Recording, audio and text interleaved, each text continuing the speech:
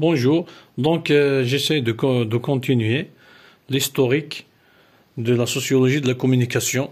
Donc je vais faire des petites vidéos parce que euh, on n'a pas une bonne connexion internet. Donc on va faire des petites vidéos pour faciliter l'envoi des vidéos. Voilà. Donc ici le but dans cet historique, juste de savoir l'idée générale.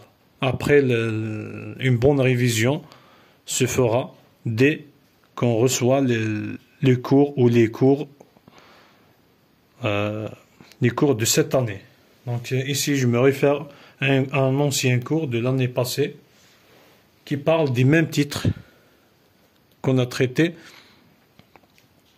cette année, qu'on a vu cette année, dans le module champ de sociologie.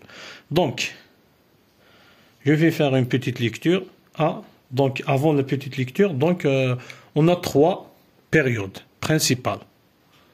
On a trois périodes de développement de la sociologie de la communication. On a la première période après-guerre, les années 40. On a la deuxième période, les années 70, après les temps présents. Donc on va voir ici dans cette vidéo. Donc, la première étape depuis l'après-guerre. Donc, je fais une petite lecture. Donc, la communication est devenue un objet d'étude important en sociologie. Les médias dits de masse ayant connu une expansion fulgurante à partir de cette période en tant que moyen privilégié de diffusion des informations dans la société, ils ont été étudiés systématiquement. Sociologie de travail des journalistes dans les salles de rédaction ou les agences de presse, analyse des contenus des messages véhiculés par la presse et les médias, entre parenthèses, les informations, la propagande, la publicité.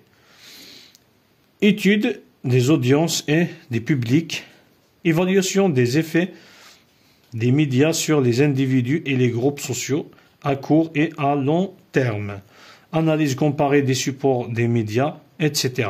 Au fil des ans, des débats importants ont vu le jour au sein de la communauté des chercheurs, notamment en ce qui concerne l'influence sociale des médias. Entre parenthèses, ces moyens de diffusion n'auraient-ils que des effets limités ou constituent-ils au contraire, un quatrième pouvoir? Donc on a aussi la concentration financière et économique des entreprises de presse et la fonction d'agenda politique exercée par les médias, etc. Donc, je pense l'essentiel à retenir dans cette période, la première période, c'est l'après-guerre, c'est les années 40.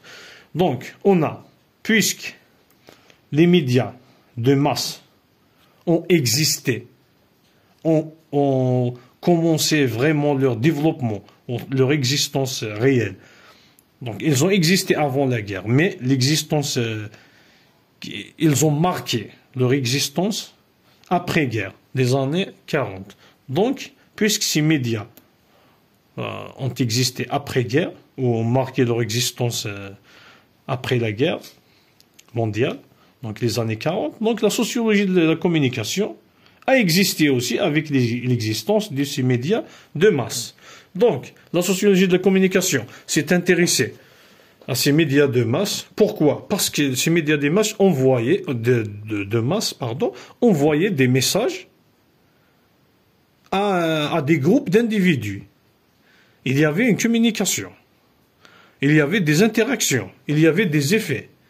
Il y avait des enjeux. Il y avait aussi des buts derrière ces médias. Des buts, soit des buts directs ou des buts cachés. Donc, c'est un sujet qui peut être traité par la sociologie ou plus spécifiquement par la sociologie de la communication. Donc, on a vu, toujours d'après ce texte, donc il y a des exemples sur ce que vraiment a étudié la sociologie de la communication dans ces médias. Donc, on a le travail des journalistes dans les salles de rédaction ou les agences de presse. Donc, on peut dire que la sociologie de la communication s'est intéressée au personnel qui exerçait leurs fonctions dans les médias de masse. Ça, c'est un.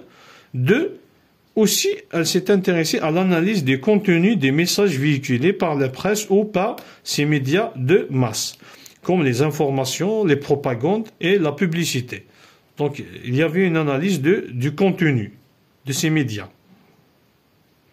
Aussi, je pense que le point aussi important à retenir, c'est la question, dans cette période, il y avait la question qui est posée par les chercheurs sur l'ampleur des effets des médias sur les individus et les groupes sociaux. Donc à ce moment, il n'y avait pas des études qui affirmaient ces effets, l'ampleur de ces effets. Est-ce que, par exemple, c'est des effets limités ou minimes, ou vraiment c'est une influence qui est plus ou moins, je ne sais pas comment dire le mot, mais c'est une influence majeure. Voilà. Est-ce que c'est une influence majeure ou minime? Voilà. Je pense que c'est l'essentiel à retenir dans cette première partie. Donc, à la prochaine.